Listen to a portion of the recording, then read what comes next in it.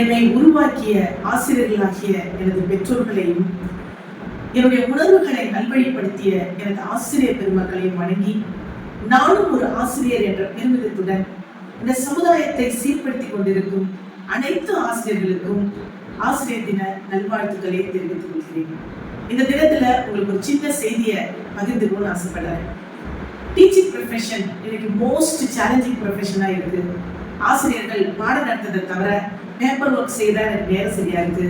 மாணவர்களை கண்ட்ரோல் பண்ண முடியல, பேரண்ட்ஸை சாட்டிஸ்ஃபை பண்ண முடியல. அவங்க ரிப்போர்ட் எடுத்து வராங்க.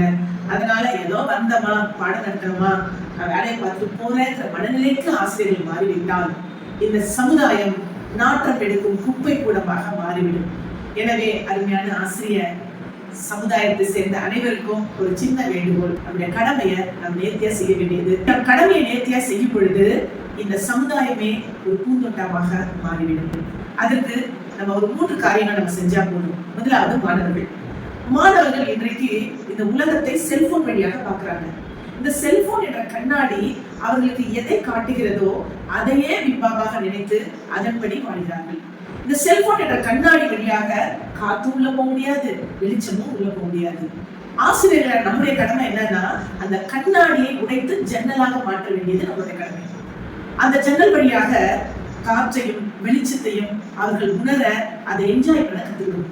அவருடைய பார்வையை விசாலமாக்கி ஜன்னல் வழியாக இந்த உலகத்தையும் இயற்கையும் மனிதர்களையும் அவர்கள் பார்க்க கற்றுக் கொடுக்க வேண்டும். அப்படி அவர்களின் பார்வையை மாற்றும் பொழுது கண்டிப்பாக அவர்கள் ஒரு புரிந்து படிக்கிற மாணவர்களாக அவர்கள் மாறுவார்கள். 2வதாக பெற்றோர்கள்.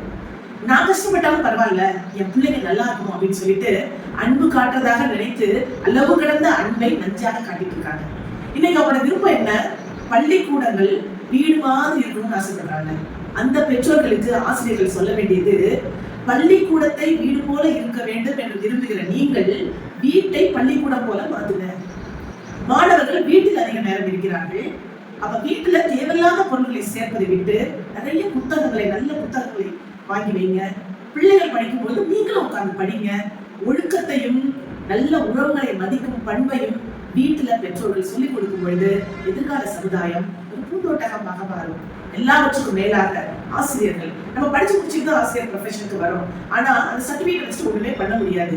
இந்த காலகட்டத்தில் படித்த ஆசிரியர்கள் மட்டும் போதாது, தினமும் படிக்கின்ற ஆசிரியர்கள் தேவைப்படுறாங்க. அதனால ஆசிரியர் ப்ரொஃபஷன்ல வந்திருக்க நம்ம தினமும் படிக்கணும். ஏன்னா நம்ம எதிர்கால சந்ததியோட நம்ம டிராவல் பண்றோம். அதனால அவர்களை வடிவமைப்பதற்கு, நம்மை வடிவமைத்துக் கொள்வதற்கு நிறைய புத்தகங்களை படிங்க. கண்டிப்பா இந்த சமுதாயம் ஒரு பூந்தோட்டமாக மாறும். அந்த கடமை உங்க கையில இருக்கு. மீண்டும் ஒரு முறை ஆசிரியர் தின நல்வாழ்த்துக்களை தெரிவித்துக் கொள்கிறேன். நன்றி, வணக்கம்.